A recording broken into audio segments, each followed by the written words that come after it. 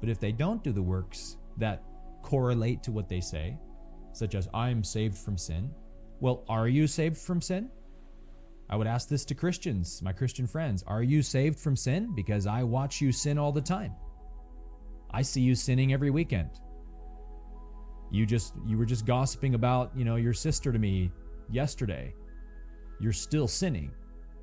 So how are you saved from sin if you're continuing on in sin? Jesus said, whoever continues in sin is in bondage to sin, is a slave to sin.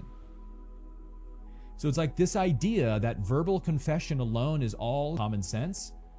Whether you're a Christian or an atheist or anything in between, that's how everybody feels about this, right? Your words don't mean anything to me. Your actions mean something to me. Faith without works is dead. Words without actions are dead.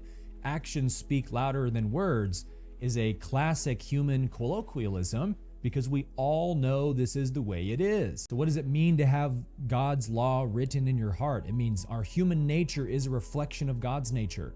What we all naturally love and deem as good is what is true of God's nature. What we all reject as immoral and evil is the opposite of God's nature. So if we all would say, your words mean nothing to me if you don't actually do what you say, isn't that how God must feel? Well, the same is true for sin. And this was another big transition I had to make coming out of Christianity, was I was taught my whole life that even a bad thought is sinful to God.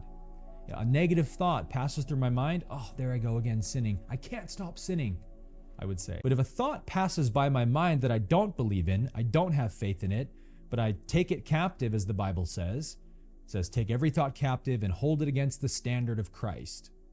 If a thought happens, and no, thought isn't an action, Rachel, because thoughts, we're not the thinkers.